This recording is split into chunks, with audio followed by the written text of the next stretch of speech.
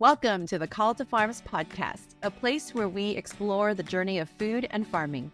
From our farm to your table, I'm your host, Sophia Ng, along with my husband, Tim, and we are on a mission to inspire, educate, and connect you with stories from other local farmers and other real food enthusiasts of all kinds in pursuit of true nourishment.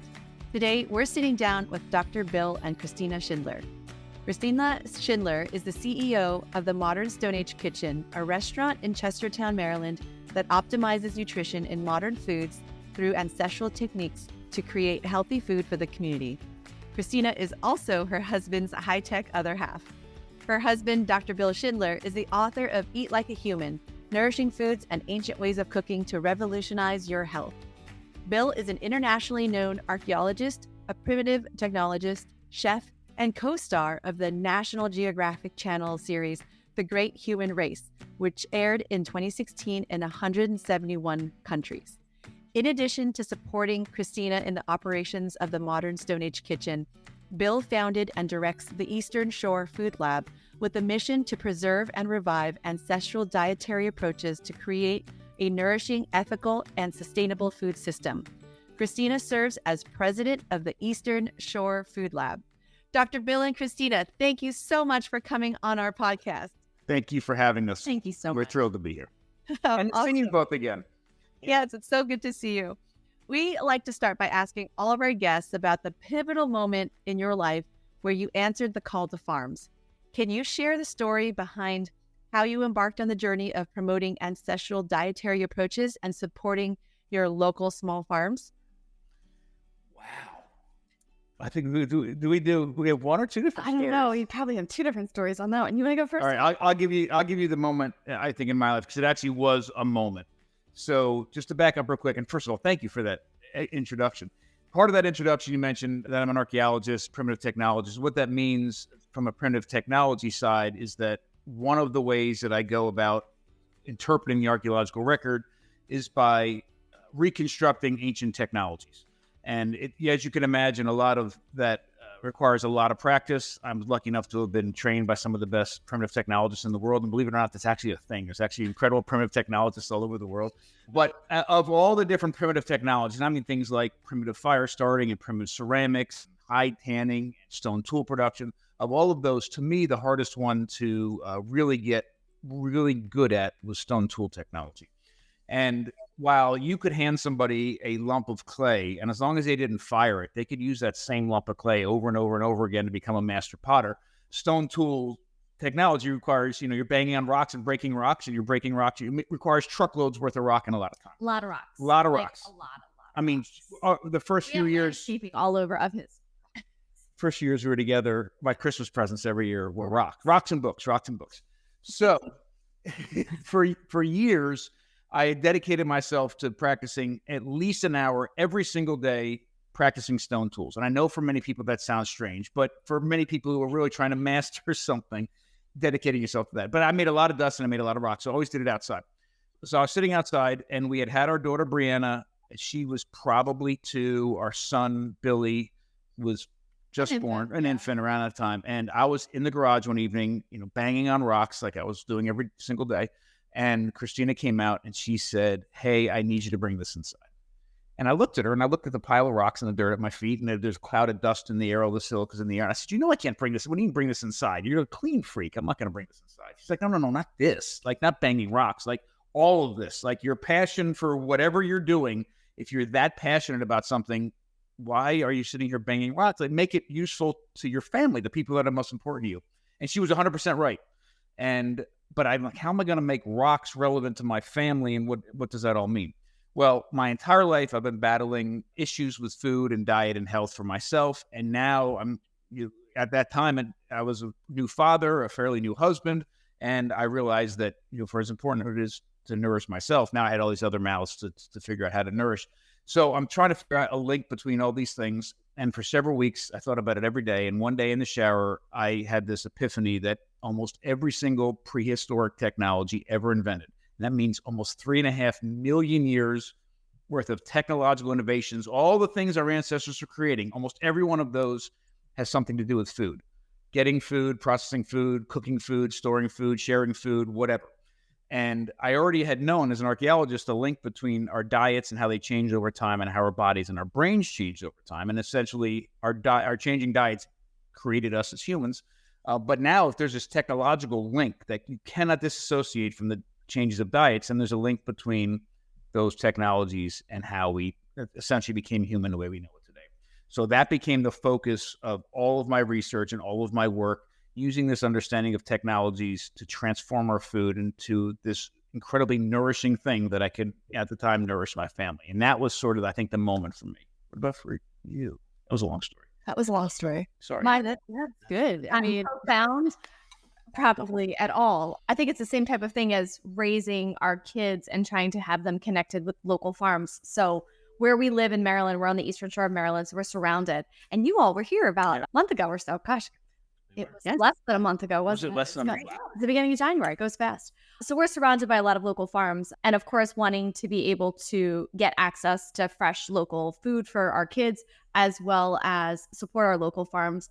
In the beginning, when we first moved here, I think my little segue into all this was a CSA membership. And I know that's kind of minuscule in the whole grand scheme of everything, but that was the first way of being able to get access to multiple different farms, meeting the farmers, seeing the impact.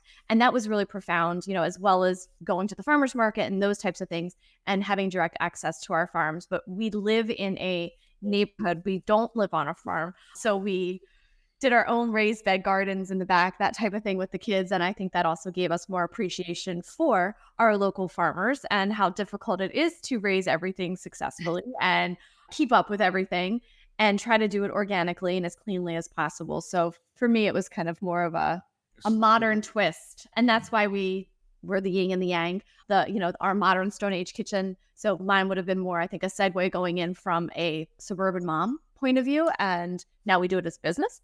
And you from your ancestral Indiana Jones version. And I will say a quick little aside. I'm so glad your podcast covers more than just farmers, because we're absolutely terrible at keeping things alive, other than our kids and our dogs. I mean, but other than that, we've realized we really do. We had the COVID chickens, and we had, No, we didn't have COVID chickens.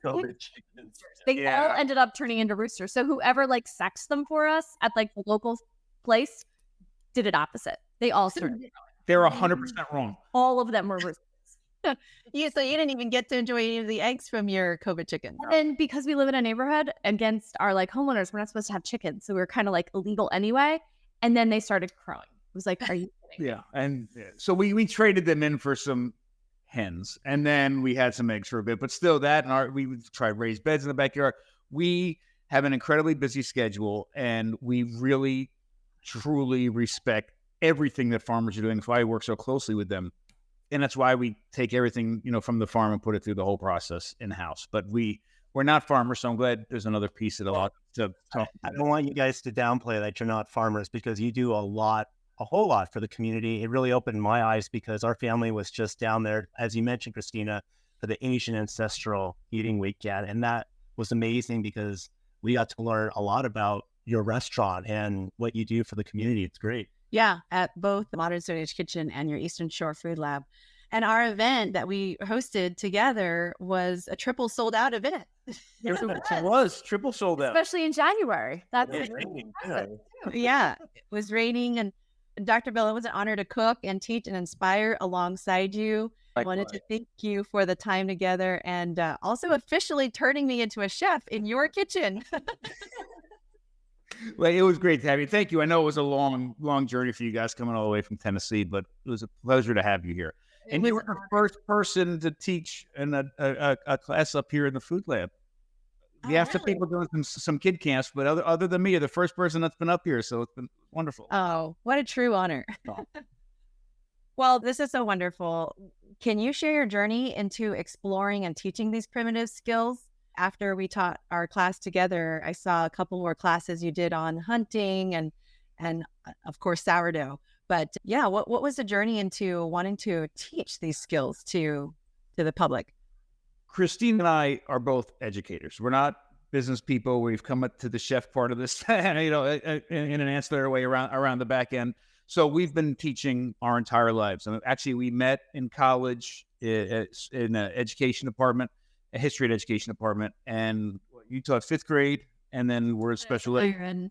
Higher ed special ed. So she's taught everybody from since they could walk all the way to since they can't walk anymore. Call it, which is kind of bad, but... Yeah, womb to tomb. And I taught high school for 1 year. I taught history for 1 year, and then in high school, and then started teaching college from that point forward. So we love to teach and see that I think is our true passion. So with everything that we're doing here, the primary focus, our mission, our drive, our passion is about empowering people how to nourish their families and using a lot of what we learned over the past 20 plus years to do that. Of course, if you want to come and have us cook for you, we'd love to cook for you. But what really gets us excited and is the opportunity to teach people. So we never thought we'd own a restaurant. We never thought we'd be teaching cooking classes. We never thought we'd do any of those things. It just really happened organically. And I think that some of the best things happen organically as a result of us learning how to nourish our own families. The quick story for me is I grew up as a really unhealthy kid. I was overweight. I did become an athlete partway through that process, and I only lost weight because I was working out so hard. I still had an incredibly unhealthy diet this entire time, listening, I was reading most on fitness magazines and men's health magazines and listening to doctors and nutritionists. And I never enjoyed or experienced until my 30s, late 30s, what true, genuine nourishment from food felt like and what a nourished body felt like. I'm now 51 years old, and I am in better health now than I was as a Division I athlete in college. Because of the way that we approach food, and we just wanted to share that with the world. So that's really why we built this and how it came about. And then our big thing too is being able to educate people regardless of where they are. So whether they're can't make it to see us here, we'll do online classes, or if they can come in, we'll do private classes, and we do classes that are open to the public. And all of this did start through an educational lens that we now have kind of expanded. And then we have the kitchen as well, because we also have realized meeting people where they are. Sourdough bread as an example, people will come in and take the class and they're very excited. And then they realize all the steps to maintain the mother and keep the mother alive, and then to make the bread. So it's been interesting to see them. People are like, I'm good. I'm just going to go downstairs and buy a loaf. And I get why your loaf is $8 because all the time that goes into it. So we try to, reach people wherever they are too. And to specifically answer your question, because I know I didn't specifically answer it, I'm sorry. I got to think about it for a second while she was talking. We didn't come at technology through food. We came at food through technology. So all this time spent making and using, pots that are representative of what they had 10,000 years ago, or cooking over open fires, or replicating stone tools from 40,000 years ago and using it to butcher animals really, opened our eyes to what our diets were like in the past, and most importantly, what it meant to unlock all the nutrients in food by using these technologies. Stone tools are incredibly simple. You can make a razor sharp edge that's 500 times sharper than a scalpel in less than a second. And you can make a primitive fire in any number of ways. But what's lost in that simplicity is the power. The first time our ancestors made stone tools, the first time our ancestors controlled fire, they interacted with the outside world in incredibly new, powerful ways that, they were no longer restricted to their teeth and their hands and their bodies and their muscles in order to get food and their digestive tracts to get nutrients out of them. They could do amazing things to their food before it actually went into their mouths. And, because of that sort of process and journey, then we really have honed in on and focused the power of actually what happens in a kitchen, whether it's your home kitchen or a restaurant kitchen. It's more than just making food taste good and look good. It's certainly important. But the most important thing, and what we spend all of our time downstairs doing, is making sure that food is as safe and nourishing as it can possibly be. And we do that through all those steps. But one of the cool things about the classes, and this is where, we do some classes about wild game. We do sourdough classes, a bunch of butchering classes. I'll just tell a very quick story. How long did we build that up on that side? At our house? It was right after we were back out from Denmark. Probably when the 12 kids were years ago. Okay. About 12 years ago, we made the decision, 13 years ago, we made the decision that we were only going to cook sourdough bread, and we were never going to buy a loaf of bread for the rest of our lives. And I made the decision. I made the decision, and she supported me. Supported me. So then we started making all this sourdough bread, and it worked great. But we quickly, for our family of 5, outgrew our home oven to bake bread efficiently that would keep up with the demands of the family. So Christina and I made a deal. She really wanted a patio in the back, and I really wanted a wood-fired oven. And she said, you can build the wood-fired oven if I can build the patio. And literally, she laid the entire patio, and I built the wood-fired oven. And it was great. And we got to work together in the heat of August that summer, but we put it all up, and we started baking in this oven. And I remember after, it was a wood-fired oven, after a few months of baking, the kids were young. I asked Billy, my son, as I was just talking to him, we were about to make bread or something. I said, hey, what do you think about, what's the first thing you think about when I say, hey, we're going to bake bread today or this week? And I wanted him to say, I thought it would be rewarding to me as a father, it's, engaged in all this. If he said, I'll refresh the sourdough mother or grind some grain or something like that. He's six. But I said, that's what because to me, that was like starting at the beginning and going through the process. And he looked up at me, he says, oh, chopping wood. And I'm like, oh, that's even better. Like, that's even like this, when to him, thinking about making a loaf of bread begins with chopping wood. And I thought that it was so profound and connective. That's the kind of connection we're trying to create in our food system. So through our classes, one of the things that we do, sometimes the butchering classes, if we want to talk about butchering, the first thing we do is actually go outside and bang some rocks. Like literally, how was butchering, what did it mean to butcher for the past several million years? And what does it feel like to have that power of taking a rock and create a sharp edge that allows you then to butcher? Then we go upstairs and we take out a butchering, a boning knife, and we're butchering a pig. But starting at that earliest point is what we're always striving to do with all the classes. I really love your story. It just really resonated with me. I read it on your website, and I was that fat kid growing up, and I only slimmed down for the military. And then Sophie and I had our, I'll say, more heated discussions on food. And when we first got married, and that was a heated contention there. But I love that you melded what you both love to do. You love to educate. And now you're doing it by teaching others about nourishing foods and teaching them how to eat. But I want to know that particular journey there, because you tied it in with how primitive. Will there ever be a world in which one day we go and have a date and she orders a steak too? And now we're fighting over the steak. But we came from different worlds. I mean, the way we were raised was very similar, but the way we were raised around food and around some of those things were very different. And those things get ingrained. I mean, they're ingrained and they become part of you. And your entire view on food much of it is so shaped by the first, 15, 16, 17, 18 years of your life. And it's very hard. And it isn't just what's coming in from the government or coming in from advertising or coming in from the grocery stores. It's also the messaging at your house. So, and maybe the messaging in your house is even more important or makes a stronger impact than some of the other stuff. So for us to figure out this common ground, it was, I don't want to say it was contentious, but it wasn't easy. But at the same time, was an important part of our journey, because again, for me, if it was just me and she didn't push back on stuff, or I was by myself, I mean, I would be eating, raw liver heart on the top of a mountain and it wouldn't be realistic for a family, a suburban, the typical whatever family you get, say in America. None of what I would be doing or researching or trying to propose or suggest or teach would be really relevant for 90% of the population. So the fact that we have this give and take, and the fact that we're living in a neighborhood and we're trying to walk this line, and we have 300,000-year-old bodies with those same nutritional requirements, we're living in 2024 with those cultural and emotional requirements, makes the middle ground that we find, I think, really, really relevant. But to specifically answer your question, getting the answers to those questions are not easy. There isn't one.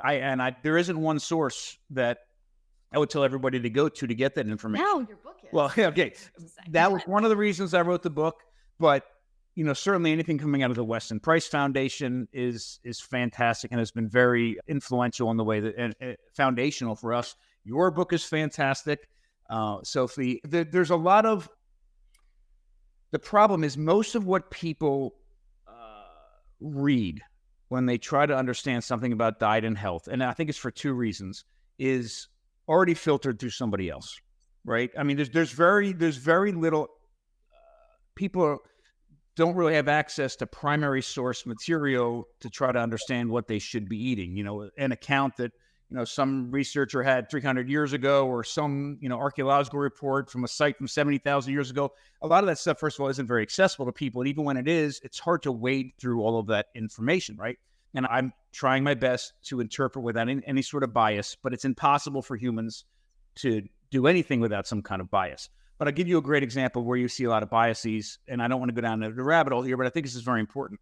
If you look at a lot of the archaeological work that has been done in the 20th century, most of it happened, a lot of it happened right before and really after World War II, right? So there's a lot of work being done at that time.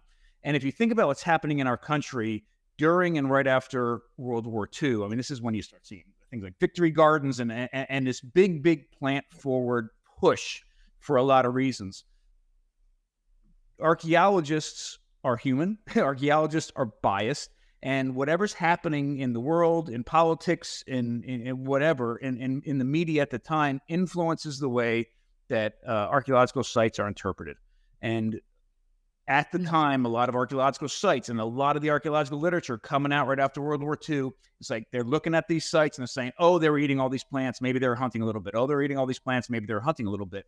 That is a product more of what was happening at the time in our country than the reality of what prehistory was. Now, archaeologists, there's a lot of amazing archaeologists that are going back and re-looking at the same exact evidence and interpreting it in a different way. And people like Miki Ben-Dor, for example, who is leading the charge to say, hey, we were eating a massive amount of incredibly nutrient-dense, bioavailable, animal-based foods. Yeah, we're eating a whole bunch of other stuff as well, but that was like the most important part. So to me, what I needed to do is, when I came up with a really big question, I had to dive really deep. And the first thing I did was go to the past and look at the archaeological record for inspiration and some information.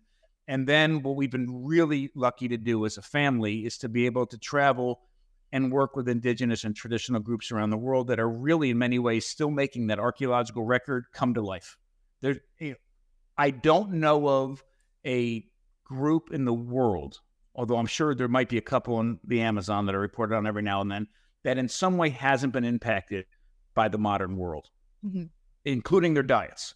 And we haven't been, for as far as we've gone and as much effort and time and energy and money that we've spent to get in the middle of nowhere to find a group to work with, there's still Coca-Cola sometimes, there's still Snickers bars sometimes. There's a cell phone. There's a cell phone in the middle of nowhere sometimes. They've been impacted, but there's always some incredible information and takeaway, something we can learn from them. So what we've done is we've gone to the archaeological record, we've gone to that ethnographic anthropological record, and then what we've done to really kind of tie it all together is we have found some of the best, most inspiring chefs or people in the food world to learn from. Like when I really wanted to learn traditional cheese making, I went and worked with David Asher, for example. You know, when I wanted to learn about fermented vegetables, I mean, Sandor Katz. I mean, that's exactly the where we've gone. And it's been very, very helpful. I love to hear that, Dr. Bell, because we like to teach our children the same way, kind of the immersive, we homeschool, but like the immersive learning where we can go and visit other cultures or even different farms and take them along with us to learn. You can do the same thing a million different ways, and everybody does, and there's a reason behind it. But to ask those questions and to learn from the experts, and now in this journey of how do we go back to what we were doing traditionally before too, you know, that as time goes by, that's going to be more of a lost art. So it's really great to see that you are another family out there that's capturing the same techniques and traditions from other cultures, and we'll have to travel with you.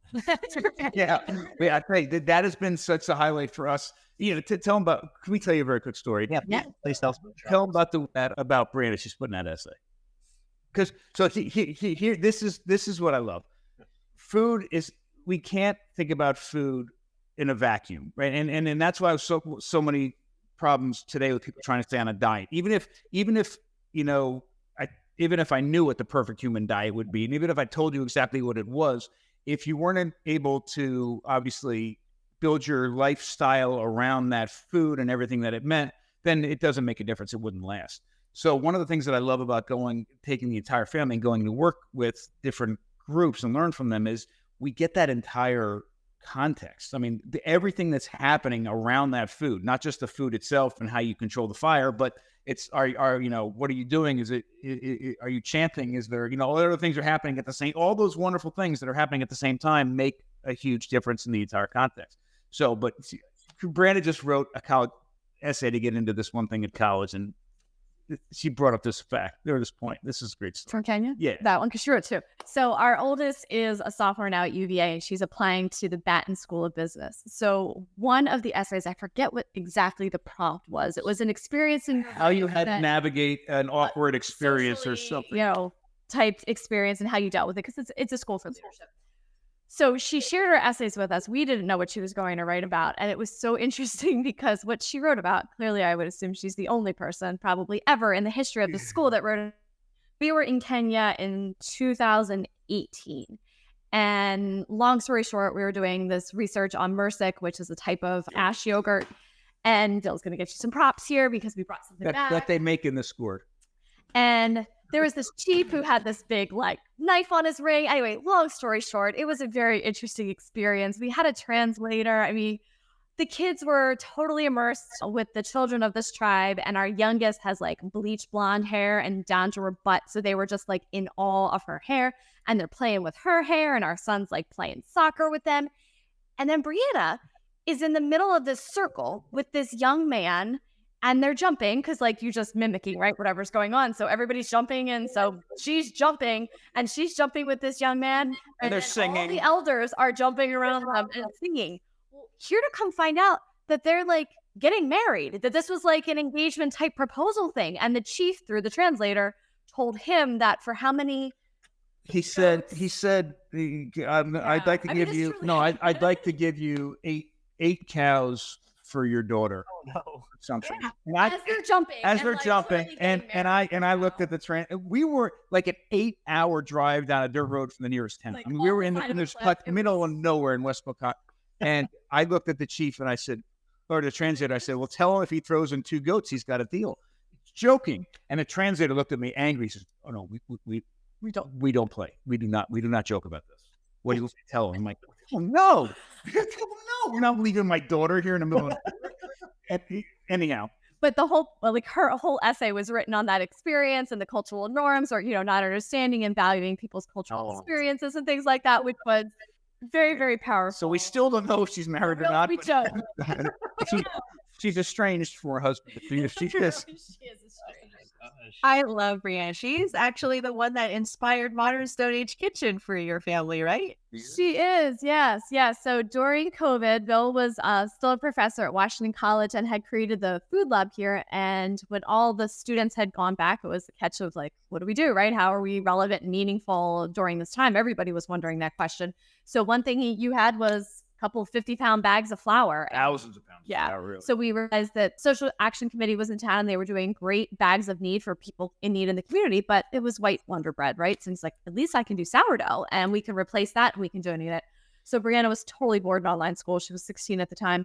And she's like, I'll come up with you, Dad. So you guys would do between 80 and 100 loaves of sourdough a week, and they would donate it to the Social Action Committee. And then the flour ran out pretty quickly. And we had no budget. We had no budget. We had nothing money. We couldn't get more of that. And then Brianna said, well, can I start a sourdough business? We're like, okay, sure. So in our basement at home, before he had the food lab here, we have pretty much piecemeal together a commercial kitchen. It's not officially approved, but when restaurants had gone out of business, we were able to get, really nice pieces at a fraction of a cost. So we had a whole kitchen down our basement. Plus we had that bread oven that we had, baked bread for all those years in outside. So she built Rise by Brianna overnight on Squarespace and put out samples to our neighbors in April of 2020. And she had 8 orders that first weekend. It was Easter weekend. And that following Saturday, she delivered the orders and it just grew organically. A couple people posted on Facebook. And then, that was the time we were all in significant lockdown. So everybody was reaching out for connection. And we just started baking a lot of bread. So I was a supervisor of special ed. So I was sitting in all these high power, Zoom meetings, not what I wanted for my future.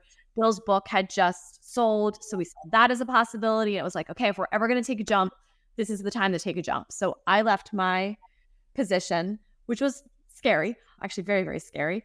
And then meanwhile, the business kept growing and we were doing deliveries on Saturday and Brianna just had her permit. So we were out for like 8 hours at a time, driving all Just these deliveries. crazy back roads, doing all these deliveries. And then we got picked up by a farmer's market and that just kind of grew. And then when things started to open up, we were able to move Rise into the building that we're currently sitting in here. And that has now evolved into Modern Stone Age Kitchen because we can do a lot more than just sourdough here. We weren't able to do that out of our home, out of cottage laws. But now here at the Modern Stone Age Kitchen, we can make everything from scratch. And so Rise is still our sourdough line of products. So yes. And it wasn't that long ago. No, it wasn't. And truly, we wouldn't be sitting here in this vein probably talking to you today if it wasn't for COVID. We need to say like we're kind of a COVID success story, if you want to call it that, or an inspiration story that came out of COVID, because inspiration story. We'll go with that one because I would still probably be in public education and you probably still would be a professor at the college. And now we do this all privately as a family and we have 25 employees downstairs right now, which it's payroll tomorrow. So that's always scary. I had no idea. There are things, we just did a blog post last week. We had a snowstorm here and in education, snow. Oh my God. That's like, I know you guys homeschool. I don't know if you give snow days to the girls or not, but public school, like that's the best. Like you do all the tricks. You put like the ice cubes in the toilet and the spoons under the pillow and you wear your pajamas backwards and you were just praying for those snow days. Like they're the best. Well, when you have a business that it takes you 3 days to make your sourdough bread and you're checking the weather all the time, like you're screwed because now you've got product. Like for us, these are things that we couldn't post on social media that I really wanted to. Like we had to make these things starting at 3 days in advance. And then not only are we making it from an ingredient perspective and a cost perspective, but we're paying all those people. And then all of a sudden you get hit with a snowstorm and you can't sell it. You're in trouble. So that now I look at snow and those kind of forecasts with like dread and apprehension and anxiety because we're trying to cover payroll and we need to make sure those things, are sold. And as opposed to other places where might bring in frozen croissants and pull them out of the freezer and bake them off in the morning. They still pull them out of the freezer. Sourdough too. They just don't pull them out of the freezer that morning. And then they just don't order it the next week. They have no labor tied to it. They have food costs tied to it, but it just gets pushed to the next week. Like for us, we don't have, and I would say it's not a luxury at all, but we don't have that flexibility from a cost perspective. And that was a huge eye opener actually just last weekend. And we got a lot of really good response. We didn't say anything about anyone else pulling things out of the freezer because we would never want to speak negatively about other business models, but we just talked about our own business that, these are all the things. Like we had to cancel a class. So Sophie, like the class that you did with Bill, we had a wine and cheese class. So we had to cancel that because of the snow. So that was a loss, just in all the things of not being open. And then we did donate 4 huge bags of bread to a community in need, which is great, but that doesn't help our bank account.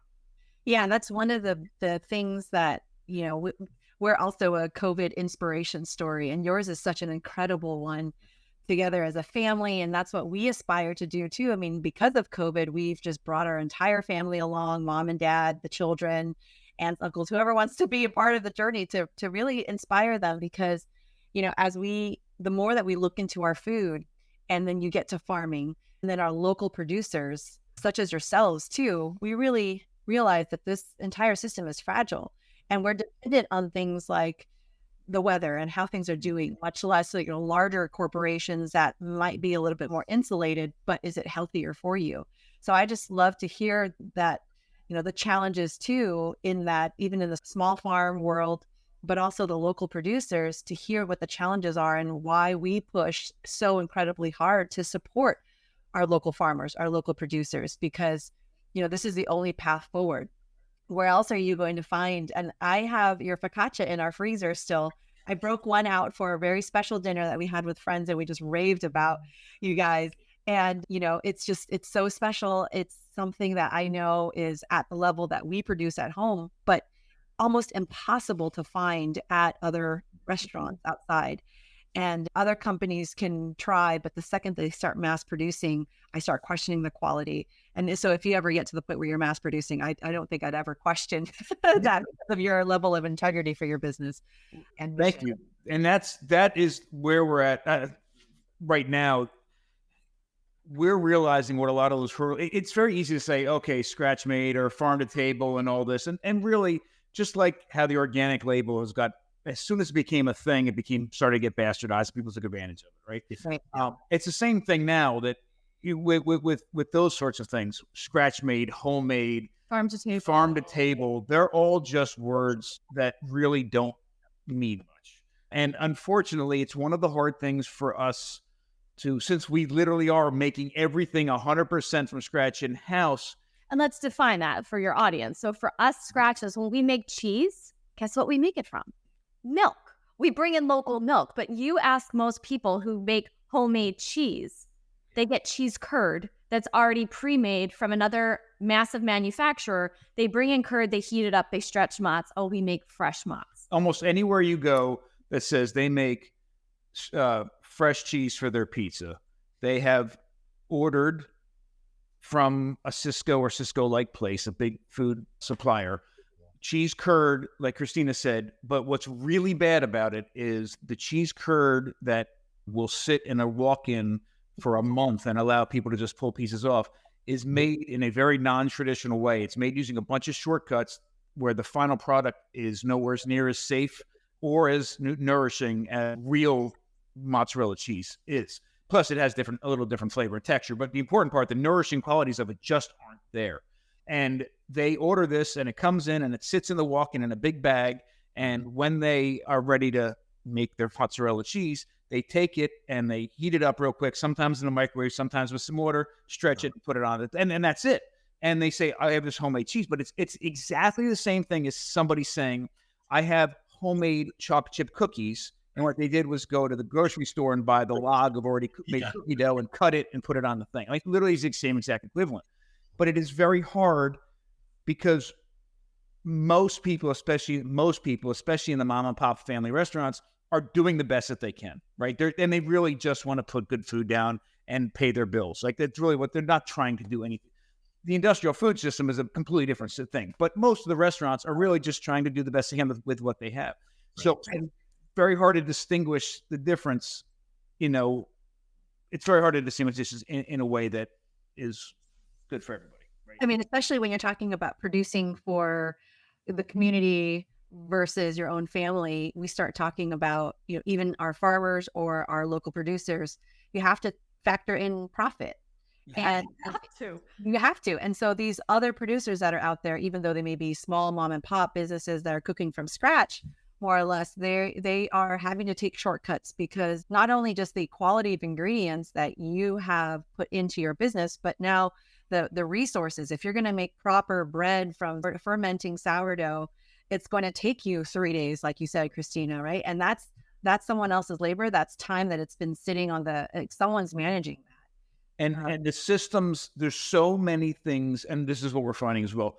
There's so many things that are hamstringing us and many other places from doing the right thing, to really actually making real food. And part of that is the local health department. Part of that's the FDA. Part of that's the USDA. I mean, all of these, the USDA is not set up to protect consumers. The USDA is there to protect farmers, which is an amazing thing. And there should be somebody protecting farmers for sure.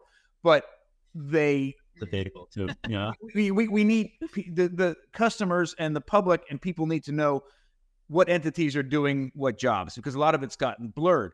And one of the things, we actually stood up at a state meeting last week, and we were in front of the Secretary of Agriculture and a bunch of other people that we were the business spotlight. It's not like we stood up in the audience. Oh yeah, we were. Clarify, but we're not those people. One of the things I told them, and this is true, there's a very important reason for health departments. I mean, they serve a very important role because there's a lot of restaurants out there that, if left to their own devices, would make people sick or kill. I mean, there's restaurants like McDonald's doing that anyhow over long terms, but in general, food poisoning, that sort of thing. So they're there for an important reason.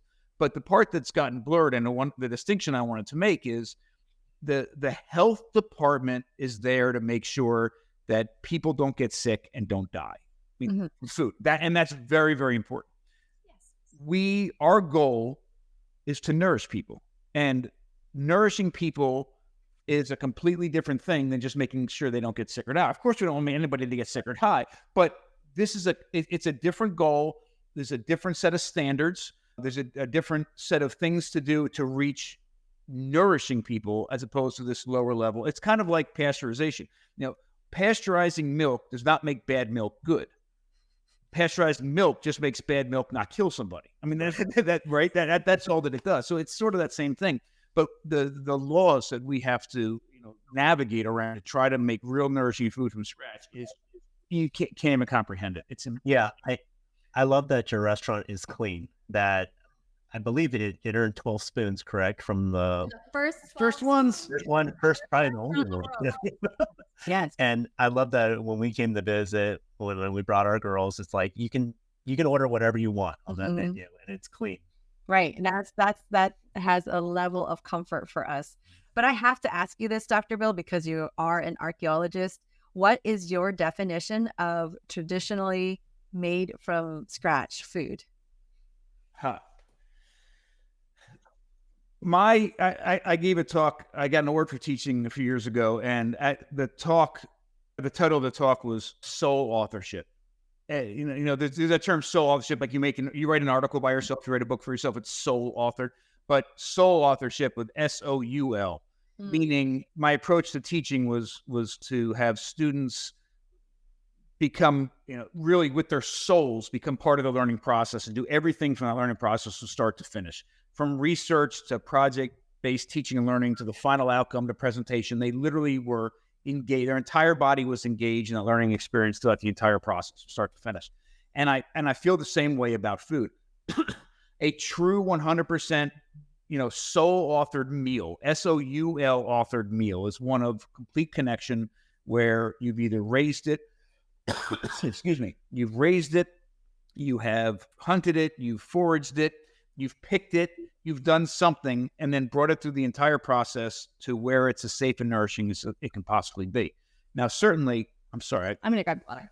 Certainly, that is not always easy to do. And for a lot of different reasons. Some of it's just because of access, some of it's because of time, some of it's because of skill set and whatever. But one of the things I propose and suggest, wine glass. Wow, it's Biggest one. Thank you very much. You're welcome. One of the things that I suggest to people that want to know about their food, want to know about their diets, want to know about their health is to take, to take whatever they eat every single day or their family eats every day or every week and learn how to make that using that lens entirely from start to finish. If it is bread, if it's a peanut butter and I don't care what the heck it is, no judgment, peanut butter and jelly sandwich, then make it entirely from scratch. Make the bread, make the jelly, make the peanut butter. Then you know about bread and peanut butter and jelly, right? Or if it's a hamburger and hot dog, make the hamburger and hot dog from scratch. Make it all. And if you don't have to do this all the time. Like we dived down a rabbit hole. We started doing it at home, literally at that level years ago, and now that has become the basis of the restaurant. But I don't think you have to do that all the time to really enjoy and reap the benefits of that sort of connection. Doing it once or every now and then gets you to the point where you understand the food that you're eating and your family's eating to the point where you can go to the grocery store, and if you had to buy it, you can see through the marketing, you can see through the advertising, you can see through the labeling, the billion-dollar industry that is, and buy the healthiest one possible to bring home for your family, and also use your money to support the people that are making the healthiest versions of the food. So again, from start to finish, a lot of the classes that we teach are, we start with foraging and end with something on the plate. It's, it's a 5-hour class and it's really empowering. It's difficult to do in the modern world, but doing it once a season or once every now and then is really, really empowering. That's really good that you mentioned that, because just like what you mentioned, it is very difficult for those that are living in the city and in suburbia to go out and forage or hunt. They would have to make a special trip out there to do that. What would be your go-to in terms of for those that are like on the go and need to pack snacks, or I'm a realtor and I'm always on the go. And so what would be clean for me to eat so that I wouldn't have to resort to fast food? If you asked us that 6 or 7 years ago, I'd have had some sort of a trail mix like you were asking for earlier, but I got into major issues with oxalates. Right now, if we have to stop And we're on the road, an airport or a Wawa or 7-Eleven or something. Yeah. 99% of what's in there, we wouldn't touch, but we typically right now gravitate towards, first off, we typically eat a fairly low carb diet anyhow. So we would gravitate towards lower carb options, but we do cheese sticks. We'll do a little pepperoni. We'll do a boiled egg if it's there. I love Epic, Epic bars, that sort of thing. You get some clean every now and then. If I can get a clean pork rinds, I'll get clean pork rinds. Yeah. But it's a struggle. And then when you have to eat out, so like for us, the dinner out, we'll do typically like a Five Guys burger without the bun and do it in a lettuce wrap and load on and different sauteed veg. And this is the hard part to even have this conversation because it's exposing, right? I mean, but this is the right kind of conversation. Yeah. What does a real family, not the Instagram level, what does a real family eat on the road? One of the things I love about Sean Baker, you Sean Baker, big carnivore guy. Oh, yes. That was the other, they have another question on. Yeah, we were going to lead to that too. Yeah. He's very, very, very staunch. And there's like hard line on carnivore for him, which is a really, really hard line for me. It's a little harder than our approach. But what I love that he does do is he makes it much more accessible. He's like, listen, if you can get grass-fed, grass-finished beef and eat only that from a local farmer, awesome. But we realize for many of you, you either don't have access to it or you can't afford it at every meal. And so whatever you can get is, along the lines of it is better than nothing. So certainly Five Guys beef does not meet our highest standards. But if we're on the road and there's nowhere else to eat, and we can stop at a Five Guys and get a low carb, high animal forward, food for our family, then that's where we're landing. And I think people need to give themselves some grace because that's the reality of. And we have not tried this yet, but. Oh God, you're not going to say this. I am, because someone told us this. We have not done this. We have not done this. Because we have like I have a Jeep Wrangler, like modern stage kitchen on the back. So if anybody caught us going through this drive-through, it took water. It was somebody told us this. That you could go to McDonald's and you could just ask for patties and they're $1 a piece. So you could literally go get 16 patties for $16. Heard it's just $1 a patty. I mean, again, quality of the meat and all those kinds of things. Okay. Yeah. But if you need something and you're looking for a high protein option, we were told. And you're not going to stop at, Ruth's Chris Steakhouse for $300. Right. And oftentimes, like, we are modern Stone Age parents and families, and we're traveling. You're a speaker as well, and you travel as a family, and we do the same thing. And so this is the number one challenge. And to be fully transparent, like, we talk about the things that we try our best to, but always optimizing for nutrient density for our family, wherever that is for us. And then we have other factors to consider, like how clean is the meat, how clean is the farm, obviously to the point where we are farming ourselves the way that we want to eat. But what happens when we step off the farm? And so realistically, these are things that we consider. And I actually had Janine from Awfully Good Cooking on the show, and she studied at UC Berkeley, where they did, both her and I have our careers are in optimization. And she talks about it in her talk, where she ran a study and she said, ultimately, if you're going to have to go out, that McDonald's and getting that patty of beef, it's in that recording where she says that was what came out to be most optimized. And so, it's not ideal at all, but at the same time, if you can't always afford it, if it's not always accessible for you to have grass-fed, grass-finished, raw dairy and all of the works, all of the 12 spoons principles, depending on where you are, like in your life or where you are in your locale, that may be the only option you have at that time, and that's okay. That's so great you said that, because there's something, and you probably talk with her about this too, but there's something in anthropology called optimal foraging theory. And the idea is what you do to understand the choices people should be making in a given environment. I'm talking like hunter and gatherers and things like this, is you understand where they are and when they're there, what their level of technology is, understand what their food shed offers, like what plants and animals are available at different times of the year, and how much effort does it take to actually get that food and process it and then be able to consume it. And then there's always mathematical calculations.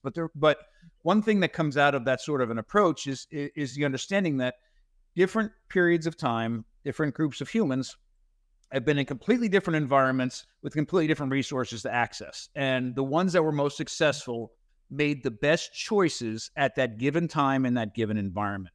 And one thing that has allowed me to sort of take a step back and de-stress a little bit and give myself a little bit of grace is I think about it the same way for our family and for myself and for us, that no matter where we are, I consider that like that's our food shed. Like that is us at that given time with a given choice of resources. And what are my best choices in this context? If I'm sitting in a place and I have to eat or feed my family and I don't have access to raw milk, I don't have access to grass-fed beef, I'm not going to lose my mind over it. It's okay. What do I have access to? What's my best choice right here in this particular moment? And then live with it and move on and be satisfied that I did the best that I could do.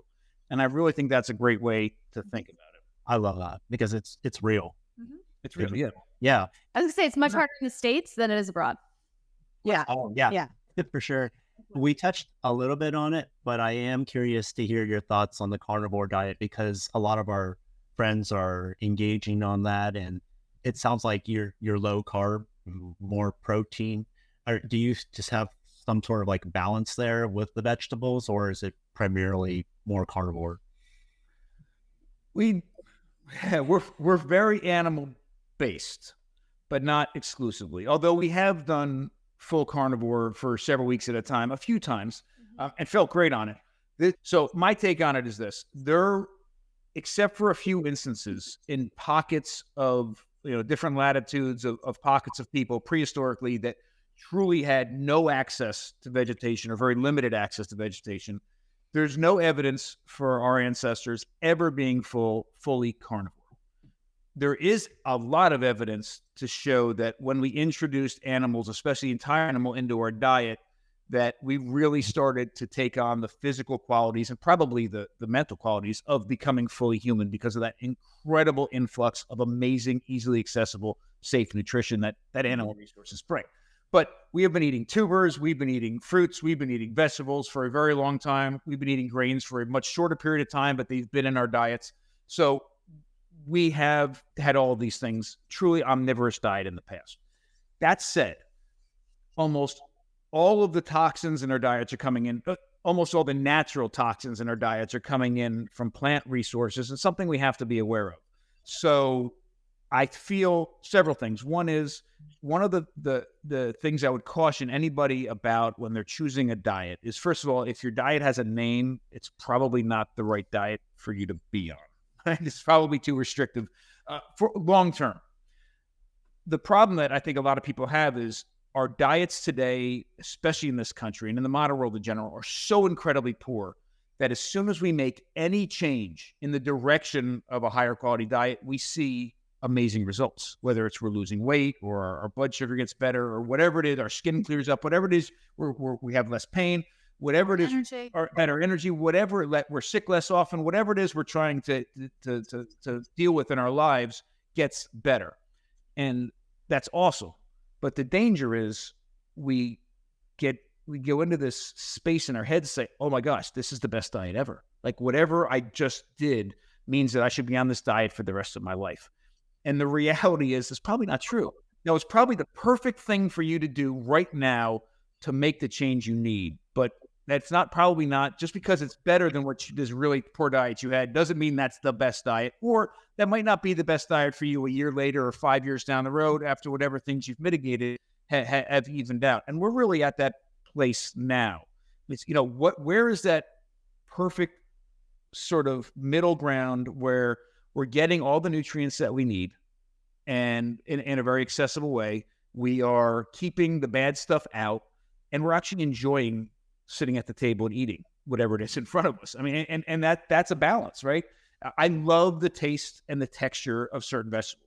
I love the way they feel when I bite into them. I mean, there's a whole bunch of vegetables I will not eat because they're too high in oxalates. There's a whole lot of vegetables that we eat, but we do things to them first, like ferment them or whatever we're doing to them. But we are high animal, high fat diet. The entire animal, we do practice a complete nose to tail approach to our animals and our diets, and we don't do it in a really silly, like, eating 3 pounds of bull testicles a day sort of thing, right? We do it from one thing we strive for is to, when we're eating, even though we're not raising our animals, what we're striving to do is keep that same sort of percentage of the organs that are in that animal and the meat and the fat that are in our diet, keeping that all at the sort of the same percentage in our diet. We do a lot of a lot of fat, like I said. What else? Fermented vegetables, dairy. fermented dairy. If dairies, our dairy is almost always fermented. No refined sugars. Yep. I mean, we kind of have rules that we use as a family for guidance, and those are the rules that we put into practice here at the kitchen. And it's that idea: if you're going to have bread, make it sourdough. And that's been a big one for people. I mean, because most people think if you're having sourdough, it has to be a loaf. And Bill has figured out how to literally sourdough up, if it's a verb, sourdough eyes or whatever. Yeah, literally any recipe. So you can have a chocolate chip cookie with us, a brown butter that's loaded with brown butter, chocolate chip cookie that has no refined sugars in it, and it's sourdough. So that's the idea. We try to find a balance that if you are going to have it, understanding that we do live in a modern world and people do want a treat or a snack or pasta or whatever it ends up having to be, not every day, but if you're going to do it, these are the ways that we do it. So it's more of approach, as we call it, eat like a human, kind of our idea. And it seems to be doing well. So like a good example is tomorrow night is Friday night pizza night. We always do wood-fired pizzas on Friday night, and we did a special with you. Yes. A special that Friday evening. But what's so different about our pizzas is, of course, it's a sourdough crust that goes through the fermentation process. All our cheese is made in-house. This week's special, you did a smoked matzah scamorza, which we have to post that one shortly. But, we made a special cheese to go on the pizza. We in-house butcher for the sausage and the pepperoni. So if you're going to eat pizza, which most people would consider a junk food, because you think about just the greasy, disgusting $6.99 for a plain, I mean, truly, and think about from a cost perspective too, right? Mm-hmm. Hey, you're what you get. And they think that's a junk food. We try to turn that on its head, that you actually can have a really nourishing meal by eating a pizza if it's following guidelines. I love that because we were at your place and we loved all the quote unquote junk food, but it was healthy for us because it was made from sourdough. We love your food. In fact, Sophie wants to take your sourdough croissant class, and I noticed that a lot of your classes sell out quickly. But I was wondering, what kind of recognition have you received for your radical approach to food, both in terms to your ancestral techniques and the emphasis on making everything from scratch? Because clearly you go through all this extra effort and you do things the right way. Thank you for that question. So we got into All Spoons. We were really proud of All Spoons. We also Seed Oil Scout. You guys know Seed Oil Scout? Yes. Yep. So we're on there, which again, we're the fat part of this is so important to us. We're proud to be on that. We got the Activist Award from Weston Price Foundation. Activist Award, both of us, for Weston A. Price. What's I'd love to. I mean, those are like, I mean, we love the Weston Price Foundation, so that was a real honor. In addition, we've gotten a bunch of local awards. Best of the best for the Eastern Shore, best of the best for the county. Best of the best for dessert. That's what I was going to say. We got That's awesome. Which I felt so conflicted about because doesn't want to be associated. I didn't even want us to put sourdough muffins on the menu a couple of years ago. And Christina and Green are like, we need muffins. I'm like, no, no. Like, we'll put a little. No, we're not doing. What was that thing that you sent me home with, Christina? It was like this big. It was full of. We had some sort of filled with. It was so the croissant muffin with the filling, an eggnog. Yeah. Eggnog creation. But I knew it was a slippery slope. I didn't have any of that. So yeah, I don't know what you speak of. So good. I do like. But when we got the dessert award, I actually was almost. I wasn't insulted, but I was conflicted. I'm like, whoa, dessert. We're known for dessert. Like, that is exactly against. My initial reaction was that is exactly against what we started to build this for in the first place. But then when I thought about it, I'm like, no, it's exactly what we're here for. We are here because we're trying to make familiar food as nourishing as it can be. Yes. And what I'm proud of with the dessert, with some of the other awards for is they have nothing to do with the health. It's because the food either looks a certain way or tastes a certain way. And we're competing with other people that are just looking for the flavor or looking for the the way that it's plated or whatever. And we're putting out truly nourishing food that is also competing at the flavor level. which is really cool. One of kind of like taglines that we'd like to use is the idea of taste the difference. So a lot of people come in the door and they don't necessarily know what we do differently or the why behind it. We try to educate the consumers when they come in, and we have an open kitchen. So they clearly will see people engaged in making the bread and butchering a half pig on the table and those types of things. But a lot just come in and eat. And they realize like, oh my God, this is real food. Like, this is what food is supposed to taste like. Not realizing that per se, there's this ancestral approach to it. Some people want to go down a rabbit hole and, get the book and they do all those things. But other people just want to eat a good meal. Yeah. And you finally get up from the table and your pants don't expand out and you don't feel disgusting. And not to be crude, but you don't lose that meal 2 hours later or 20 minutes later. There's something to be said. And I feel like that's what we realize anymore now is eating out. How much our bodies are accustomed to eating clean and eating within these kind of guidelines that we have. As soon as we go out and we have nut or seed oils, like we feel it immediately. Yeah. And that's very difficult because it's very hard to actually, we want other people to cook for us. We really do. Yeah, we do. Over. That is like, we don't get invited anywhere. Everybody's scared to cook for us, which like, we just probably will eat anything. Have us over. But it makes it difficult to be able to go out and eat. So thankfully we've gotten awards, but only the Weston A. Price, I would say, is for our approach to food. Other people, it's more just about the flavor, not understanding the approach. And the other thing that we're definitely proud of from an award perspective is the culture that we've created with our team, because we put money into people, not into prepackaged frozen food that comes in that we cook off. And I mean, from a business perspective, it's a flip-flop on cost of goods and labor completely. What from a normal restaurant, restaurants would have. But we were just our local county. We were the business of the year, which is really exciting because we know a big part of that is because of the culture that we've been able to create in here and the environment for customers coming in and the educational experience. So it is about the food, but it's also about educating people on what true nourishment really is. And you said something that reminded me. I think the key, this is the absolute key to understanding how to eat. The goal, and it's so incredibly simple, but I think, but I wish people keep this in mind when they're trying to choose how and what, when, and how much to eat. The goal should be every time you get up from a table, you feel better than when you sat down. Like that's it. Like, and if that's if you feel better after getting up after every meal than when you sat down before you ate it, then you're going in the right direction. And you should be satiated. You should be happy. You should be full, but not over full. You shouldn't be hungry. You should feel good. Your entire body's reaction to your food should be great. This, the context of sitting and the socializing and all that, that should be the goal. And that's what true nourishment really is. Yeah. And Christina, to your point, we have a hard time eating out too. And we don't really get invited to places because people aren't intimidated. But a tip, maybe write another cookbook. And that way, there you go. I don't teach people, and then you can hang out with the people who are sending you pictures. Yes. Yeah. But, don't get invited anywhere. We don't. Okay. Anybody listening that wants to invite us to eat, we can even do it virtually somehow. Yeah.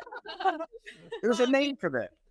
Yeah, there should be. So for those inspired by both of your journey, what advice would you give to either aspiring farmers or restaurateurs looking to embrace a more holistic and sustainable approach to food?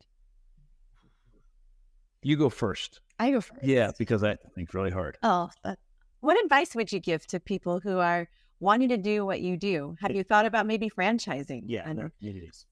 We've thought about it. People have been asking us. The problem with franchising is it's hard to pick this up and put it somewhere else. So, but we've thought about it, and we're actually in the midst right now of creating a training program. There's been some other restaurants that have contacted us in order to put their team through a training program to have them approach food in a very similar way that our team does, in the way that we do it here. So we're right now working on that, what that protocol looks like, and then that might lead us into that direction. What would be nice is if you could pick this up, put it somewhere else, and be able to create and maintain and capitalize on those same relationships with farmers and food producers in that local area as well. That would be amazing.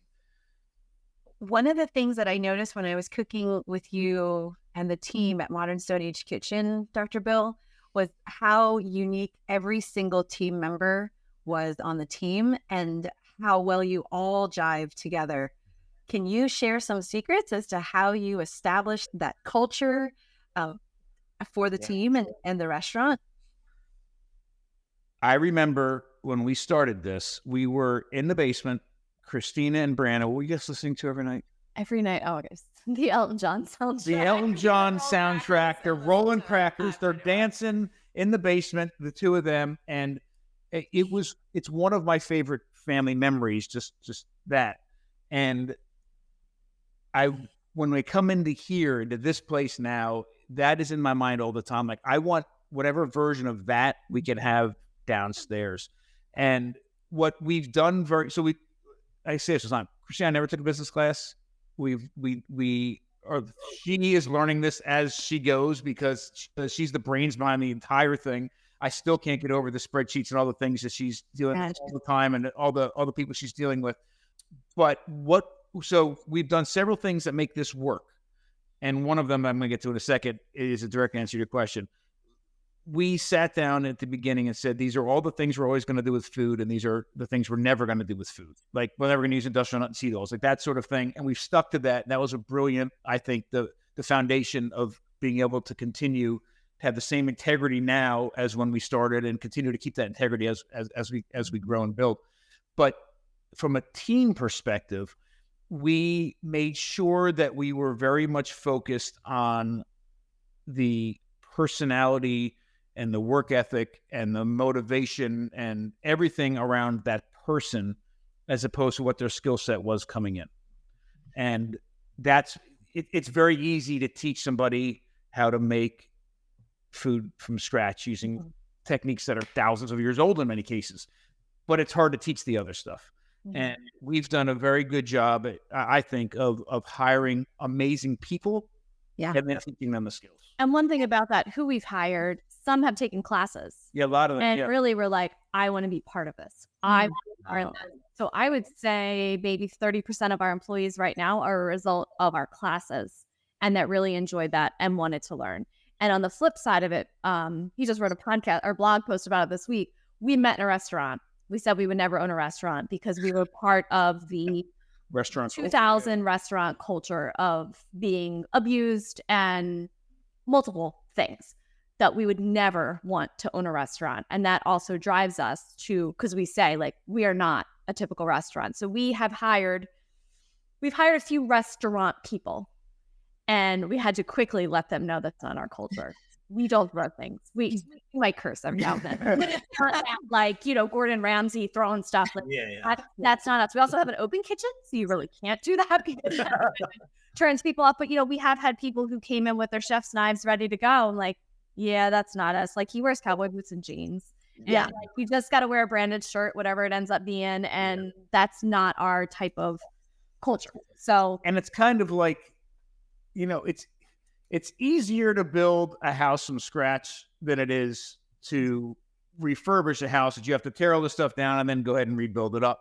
And one of the things that trained people coming in that have been in the restaurant industry for 15 years have built up a lot of habits that, some of them are, habits we have to worry about, but other habits surrounding food and how you deal with food and how you respect or don't respect the food that we have to then get rid of before we can build back up. So, and also the people that we've hired. So we just went through reviews, and I think something that's important, like literally the past 2 weeks. Yes, we don't have business experience, but we had managerial and administrative experience. So I was an administrator for years in education. So I would go through the tenure process with teachers and go through reviews and write up their PIP plans and all that kind of stuff.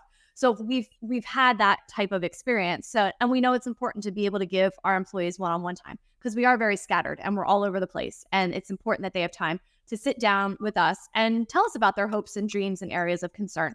So literally the last 2 weeks we've been doing reviews and we have, I think, 2 people left. Yeah. Every single person, one of our questions is, what's your favorite thing about working here? And everyone has said the people and the atmosphere. And that just speaks absolute volumes.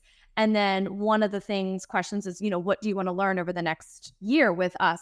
And most people have shared, I just want to learn more. They come here, it's not just a job, but it's also a learning experience because then they're taking this information and they're nourishing themselves and their families. And that's one thing that we also do is we provide a very generous discount of 40% to all our employees on all food. Doesn't matter what it is. So, I mean, a lot literally grocery shop with us. And what could be better than if we're working so hard to feed our community? If we don't feed ourselves and they're not feeding their families, then what the heck are we doing? Yeah. Like we all need to be better out of this. So I think that's been important too, that we also reward them and they're seeing this as an opportunity to learn and be able to improve the life of their own families.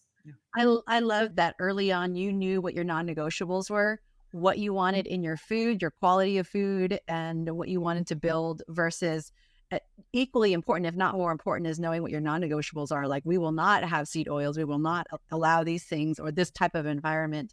You said it very well, Dr. Bill, where you saw Brianna and Christina just dancing with so much love and joy in the basement. And you see that at your place now. And I can see that, like, as people who were, as guests, but also behind the kitchen and working very intimately with your team members, that they had nothing but just wonderful things to say. They helped each other out. And it was just such a beautiful relationship. And on this journey of mine, I've realized that there's so much to be said about the people who cook your food. Like, when we're at sometimes Asian restaurants and we're traveling and they're screaming in the kitchen, I tell Tim, I'm like, I don't want to eat the food, because that energy does transfer over to the food and that does have a negative effect on our health.